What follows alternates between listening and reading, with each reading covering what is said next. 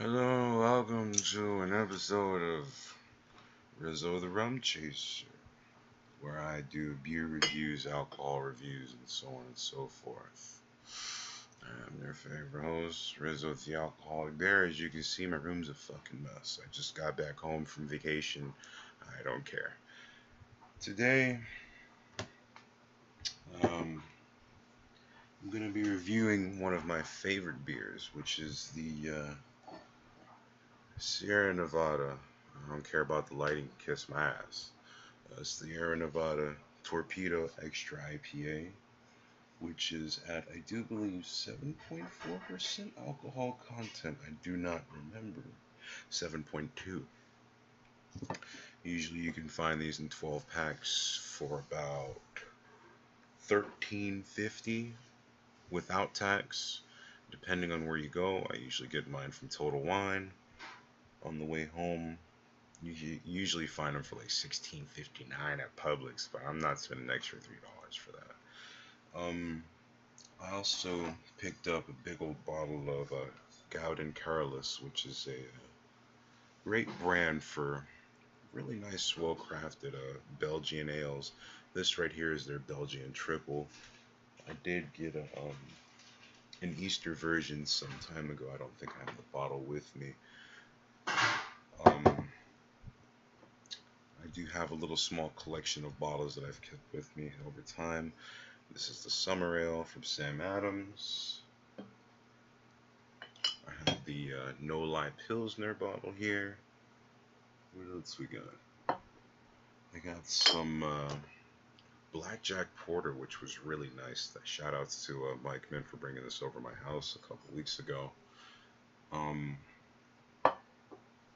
I also have. I picked up a 6 pack of these. Now, this is Victory's Storm King Imperial Stout. I think it goes at about 9.5 alcohol content. 9.1. One of the strongest beers that I've ever had. And one of my favorite properties about the Imperial Stout, the Storm King, is that I actually poured it into some glassware and held it up to a light. And I guarantee you, no light could pass through that fucking glass. It was the scariest shit, and I actually got fucked up on only 2 bottles. I also have Sam Adams Rebel Rouser Double IPA at 8.4%. And of course, my personal classic, the New Belgium Ranger, that is 6.5%. Earlier, I had some Heavy Melon from New Belgium. It was a really nice summer ale and so on and so forth. But today, we're going to do the Torpedo. I have my rounded glass here. It's actually a bit frosted. And I have my semi-cold, almost room temperature Torpedo. Let's check it out.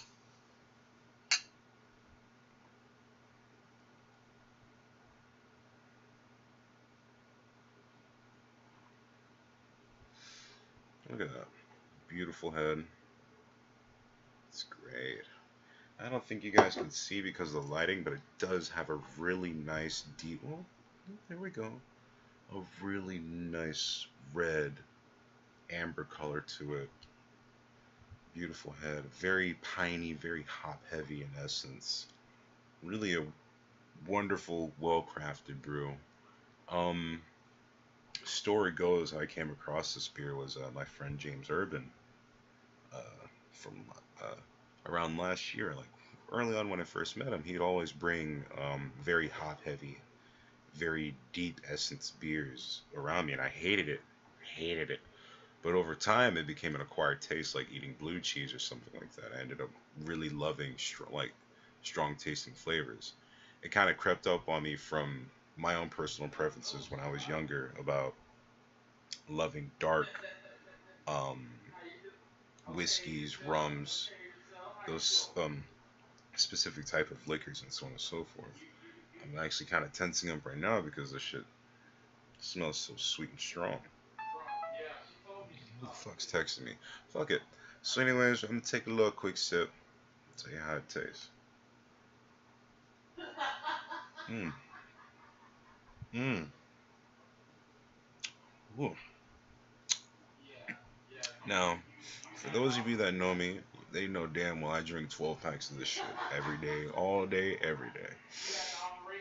But still, the taste is so deep and so strong, so dark, and so bitter that it does catch me off guard a couple times when I do drink it.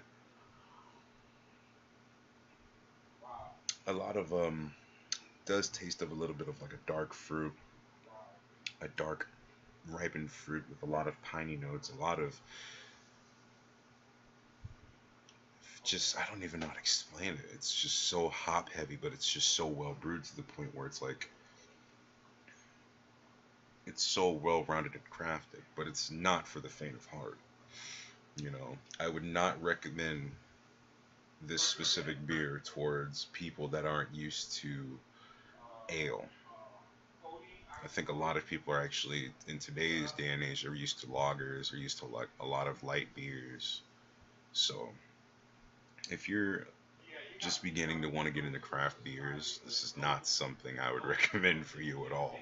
If you do want to start trying out IPAs and definitely hop heavy beers, I would say to try New Belgium's Citradelic IPA, which is a citrus based IPA, and it is mainly, I do believe it's, of course, a summer crafted ale. It's definitely for a summertime, but it's such a lighter, more, I guess you could say, delicate flavor palette compared to the extra IPA, because of course this is considered almost like a, I guess the mid range between a lower IPA and almost a double IPA. So, hmm. The reason why IPAs get their names, India Pale Ale, is because during, I believe it was World War II, when the British military was trying to transport a lot of their alcohol and a lot of their beers towards the African front, towards India, a lot of it would spoil over time, and especially during the hot climate. So that was how the IPA was created, to use a more hop heavy beer so that it would actually last a lot longer because of the chemical content and so on and so forth. Jesus. Beers like this, IPAs, Belgian triples especially, I will warn you, they have a tendency to brew in your stomach. They will brew in your gut, meaning they will ferment in your stomach as over time if you drink. I will say that there's a time where I had a couple Belgians or maybe a 12 pack of Torpedo and I felt drunk for about 3 to 4 days. And my stomach was bloated and oh shit, I almost lost my bottle there. Stomach was really bloated. Like I can actually feel the fermenting process and I'm just like, gone for fucking days at a time. And I think I do see the bottle of Carolus that I was talking about, the Easter version. Excuse me. Whew. Yeah, this is their Easter uh, Belgian ale. It's actually a lot stronger.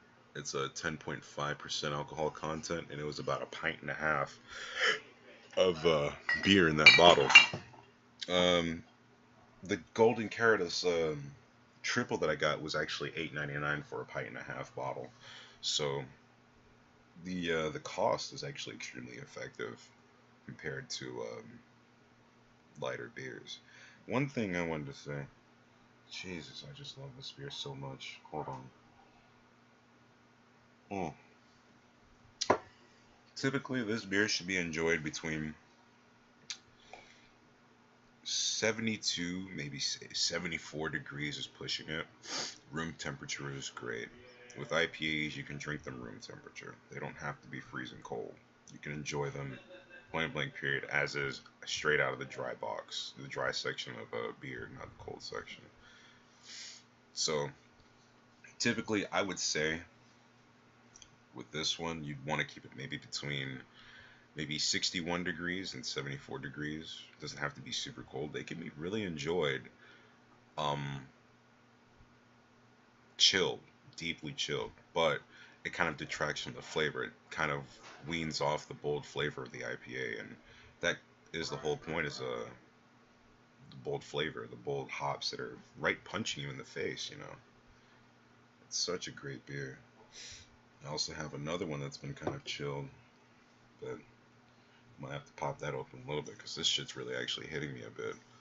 Um, a lot of people don't know it, but you should really be, if you're not used to drinking heavy beer like this, you have to be very careful and pace yourself because anything that's really over 6% has a tendency to kind of sneak up on you. I know a lot of the beers that are really popular, a lot of really heavily publicized beers today, like Heineken, but this isn't that. They barely scratch the surface of going past 4.0% alcohol by volume. So you have like almost like a 200% increase in alcohol content when you're drinking these beers, and maybe even up to 500-600%. Considering when you go to the Belgian triples and the deep Belgians and so on and so forth, and even you know, like the porters, stouts, so on and so forth, really dark beers. With this specific brand, God and Careless, I do believe it's almost on par with barley wine. So things can be really intense. God damn, it's so good. I haven't had Torpedo in quite a bit of time. I do know that Sierra Nevada does make their brews with hop oil. That's their Hop Hunter IPA is used. It uses a hop oil. So I feel as if maybe even with the extra IPA they do use that same idea. Maybe not as much, but they could use some form of hop oil. It does have a really pungent taste, and you can actually almost not necessarily feel it, but you can tell that it's been concentrated. The hot taste has been concentrated. It's such a beautiful, well-crafted beer. You're probably spending about $1.79, maybe 170 per beer if you get it out of a 12 pack. They used to go for about $12.99, but beer prices have been going up exponentially lately, so they're up to $13.49, which sucks. But you know, when it comes to alcohol, it's always quality over quantity. Always. You drink an 18 pack of Heineken and piss out most of the alcohol before you even get to number 5. With these types of beers, you can drink 6 maybe, and then you gotta use the bathroom. Keeps you less dehydrated and stuff. Make sure the alcohol actually stays circulating in your system when you're drinking beers like that. That's pretty much what stronger beer does to you, or quality.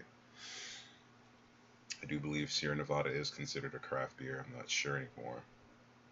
I think they are. I'm not sure where they're based at. I haven't really researched the company as much as I'd like to. Just mainly research the beer in itself. But I should definitely start looking at the company and seeing where they get their their ingredients from and how they handle their production and so on and so forth. I'm actually feeling it, and I haven't even finished my first glass. It's crazy. First beer, and I'm already feeling it. Usually I can drink like maybe one or... No, actually, yeah, you'll definitely feel it after one. But never really felt it this strong after one. It's just pretty fucking insane. Wow. I know this is like a fresh batch too. These are pretty fresh boxes of Torpedo, so they're definitely very fresh, very pungent. It's a really nice timing for it. Let me go ahead and finish this.